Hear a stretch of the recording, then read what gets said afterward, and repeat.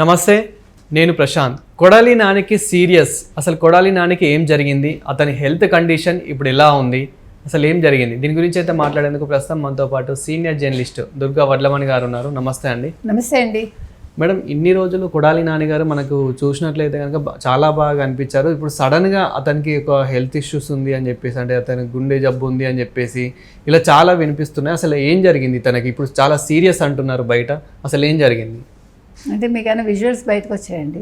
లేదు. మరి విజువల్స్ బయటకు రావాలి కదా. అతనేం చిన్న మనిషి కాదు కదా, చాలా పెద్ద మనిషి కదా.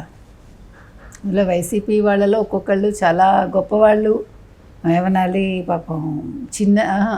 ఆయన మన జగన్మోహన్ రెడ్డి గారు చెప్పినట్టుగా అందగాళ్ళు, గ్లామర్ ఉన్నవాళ్ళు, చాలా గొప్పవాళ్ళు, అలా ఏవో చెప్తూ ఉంటాడు ఆయన, ప్రిఫిక్స్లు పెడుతూ ఉంటాడు కదా.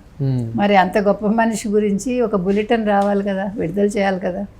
డాక్టర్స్ వచ్చి అన్నీ చెప్పి ఒక వీడియో రిలీజ్ చేయాలి కదా. నిజంగా గుండెపోటు వచ్చిందా లేదా? ఒకవేళ గుండెపోటు వస్తే ఓకే, సింపతి చూపిస్తాం. గుండెపోటు రాకపోతే, గుండెపోటు వచ్చినట్టు నటిస్తే మాత్రం కేసు ఎదుర్కోవాలి. ఇప్పుడు కేసు ఇంకా ఒక కొలిక్కి రాకుండానే, ఇంకా నోటీసులు వెళ్లకుండానే భయపడిపోయి గుండెపోటు వచ్చేసిందంటే నువ్వు చంద్రబాబు నాయుడు గారి విషయంలో మాట్లాడిన మాటలకి ఇప్పుడు ఏం సమాధానం చెప్తావు? ఆయన అరెస్ట్ అయ్యాక ఆయన గురించి ఎంత నీచంగా మాట్లాడారండి తను. మీరు ఆ వీడియోలు వింటే మీకు అర్థమవుతుంది. ఒక మనిషిలాగా మాట్లాడలే అక్కడ. ఒక పార్టీ ముఖ్యం, ఒక పార్టీ అధినాయకుడు ముఖ్యం అనుకుని నువ్వు ఏ పార్టీలోంచి వచ్చావో అదే పార్టీకి సంబంధించిన వ్యక్తిని ఎట్లా నువ్వు అసలు నోరు పడేసుకున్నావు ఒక్కసారి చూసుకుంటే సిగ్గుతో చచ్చిపోవాలి.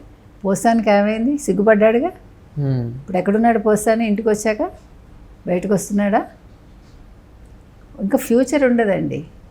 మనిషి తప్పులు వేరు, మనం నోరు పడేసుకోవటం వేరు. నోటి దోలు ఉందనుకోండి, మళ్ళీ మన మొహం మనం చూసుకోవడానికి సిగ్గుపడేలాగా అయిపోతుంది జీవితం.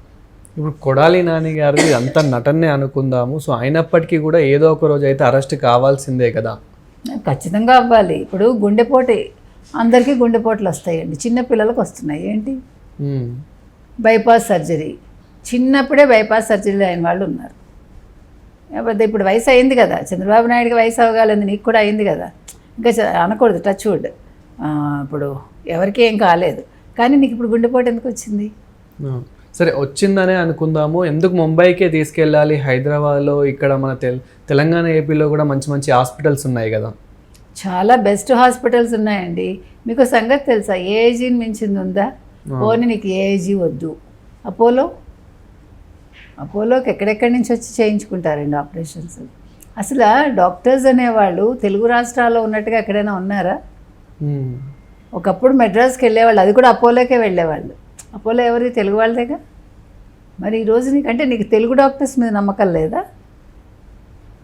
లేదా నీకు రోగం రాలేదు కాబట్టి తెలుగు డాక్టర్స్ వద్దు, నేను ముంబై వెళ్ళిపోతాను అని ఏమన్నా అలా వెళ్తున్నారా? తెలియదు మనకి. ఇంకొకటి, ముంబై వెళ్ళి మీరు ఏ హాస్పిటల్కి వెళ్ళినా మీరు ఎక్కువ శాతం చూడండి, కొన్ని పర్టికులర్ హాస్పిటల్స్ ఉంటాయి. అక్కడికి వెళ్తే వాళ్ళు అంటే ఆరోగ్యంగా తిరిగి రాగా నేను చూడలే. మీరు నన్ను ఏమనుకున్నా పర్వాలేదు, మీరు కావాలంటే హిస్టరీ చూసుకోండి. పొలిటీషియన్స్ ఎవరు కొన్ని హాస్పిటల్స్లో అడ్మిట్ అయినా వాళ్ళు మళ్ళీ జీవించి రావడం నేను చూడలే. పాప ఆయనకు తెలుసో లేదు, అందుకని నేను హిస్టరీ చెప్తున్నాం మనం. కాబట్టి కొడాలి నానికి నిజంగా గుండెపోటు వచ్చి he may be all right, మనకు తెలియదు. ఒకవేళ నిజంగా వచ్చిందని అనుకుందాం, మనకేం పోయింది ఇప్పుడు? ఆయన గుండె, మనకేం సంబంధం లేదు దాని గురించి. కాకపోతే ఏంటంటే అరెస్ట్కి భయపడి గుండెపోట్లు వస్తున్నాయా? ఇప్పుడు అరెస్ట్కి భయపడి ముంబై వెళ్ళిపోతున్నాడు ఆయన.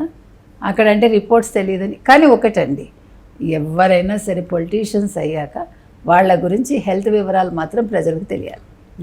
అది ఖచ్చితంగా తెలియాలి. ఎందుకంటే వాళ్ళు నిజంగా ఆరోగ్యంగా ఉన్నారా లేదా. మనం ఆల్రెడీ ఒక జయలలిత కేసు చూసాం. ఆవిడ చచ్చిపోయాక కూడా ఎప్పుడు చచ్చిపోయారో తెలియదు, ఏ రకంగా చచ్చిపోయారో తెలియదు. అసలు మీకు ఫుటేజ్ దొరకలేదు. అపోలోలో ఇంతవరకు ఫుటేజ్ దొరకలేదు.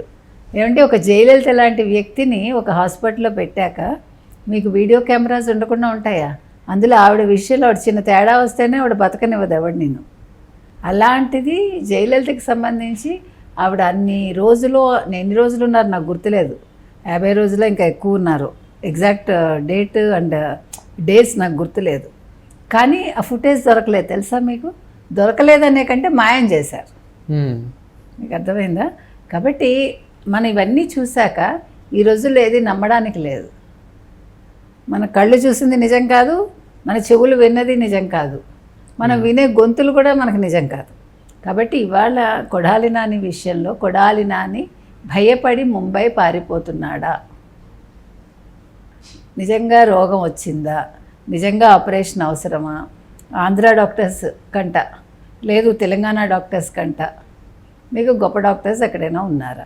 అంటే ఇక్కడ కొడాలి నాని గారు ఏదైనా పారిపోయే ప్రయత్నం ఏమైనా చేస్తున్నారా? ముంబై నుండి కూడా మళ్ళీ ఇంకా వేరే విదేశాలకు ఏమైనా వెళ్ళే ఛాన్స్ ఉందా? బై త్రూ సీ త్రూ ఉండొచ్చు, మీరు క్రూజ్లో వెళ్ళొచ్చు, మీరు ఫ్లైట్స్లో పట్టుకుంటారంటే సీ ఉంది కదా, అవును, సీ పోర్ట్ నుంచి వెళ్ళిపోవచ్చు, ఏముంది అందులో కదా, పోర్ట్స్ ఉన్నాయి కదా.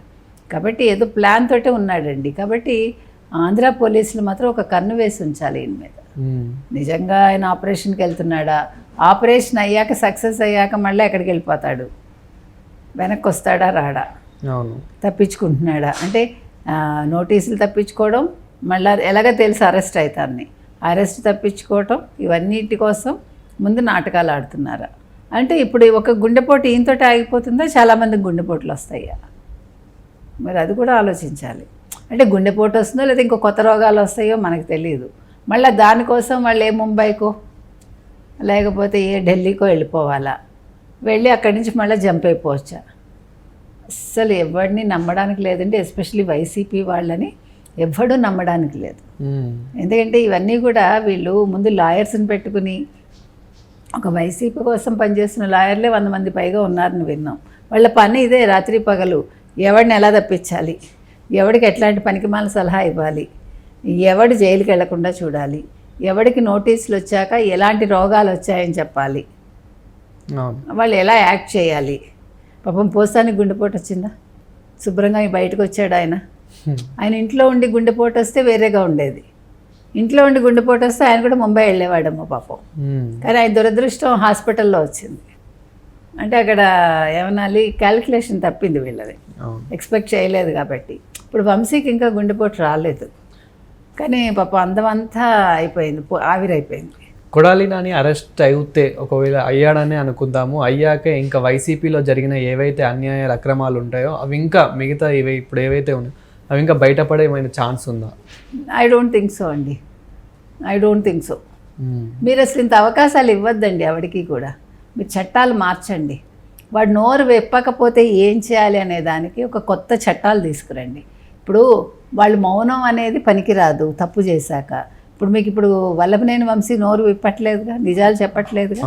నిజాలు చెప్పినప్పుడు ఏం చేయాలి, వెంటనే దానికి ఒక, ఎందుకంటే ఇన్ని రోజులు ఇలా ప్రొలాంగ్ చేసి ఎవరి డబ్బు అండి ఇదంతా, మన డబ్బులు. న్యాయ వ్యవస్థ చాలా గొప్పది, కరెక్టే, కానీ ఇదే నెలల తరబడి మీరు ఒక్కొక్కరిని జైల్లో పెట్టి వాళ్ళకి తిండి పెట్టి మంచిగా కొత్త అల్లుళ్ళలాగా వాళ్ళని చూసుకుని వాడు నోరు విప్పకుండా వాడికి పైగా అన్ని సకల సదుపాయాలు అమరుస్తూ ఒక కసబ్ మీద మనం ఎంత ఖర్చు పెట్టామో మీకు తెలుసా? వెంటనే షూట్ చేయక సౌదీలో లాగా చట్టాలు తీసుకురండి అబ్బా కదా. ఎవడండి ఏంటండి ఇది, ఒక్కడిని చేస్తే రెండో వాడికి భయం రావాలి. అసలు మీరు ఆలోచించకూడదు. ఏమవుతుందండి, భయపెట్టాలి ప్రభుత్వాలు, భయపడకూడదు ఏదో అవుతుందని. ఏం అవ్వదు. మీరు అలా ఉంటేనే జనాలు మిమ్మల్ని ఇష్టపడతారు. మనిషి ఎప్పుడు కూడా మనం రెబల్లా ఉంటేనే ఇష్టపడతారు. రెబల్ అంటే చెడ్డ పనులు చేయమని మనం చెప్పట్లా, తప్పు చేసిన వాడిని శిక్షించమంటున్నాం. వాడికి టైం ఇవ్వద్దు, వాడికి ఆలోచించుకోవడానికి అవకాశం ఇవ్వద్దు. అట్లా ఉండాలి చట్టం అనేది. ప్రతిదానికి ఒక లూప్ హోల్ వెతుక్కుంటారు. ఇవాళ కొడాలి నానికి నిజంగా గుండెపోటు వచ్చిందా, గుండెపోటు వస్తే ఆంధ్ర డాక్టర్స్ కానీ తెలంగాణ డాక్టర్స్ కానీ పనికిరారా, ఏఐజీని మించిన హాస్పిటల్ ఉందా, నువ్వు ముంబైయే ఎందుకు వెళ్తున్నావు, ముంబై నుంచి ఏమైనా ఎస్కేప్ అయిపోవడానికి ప్రయత్నిస్తున్నావా, ఇన్ని ప్రశ్నలు అయితే అక్కడ ఉన్నాయండి. దానికి సమాధానం చెప్పాల్సింది వైసీపీ వాళ్ళు, Kodali Nani. Thank you. Thank you.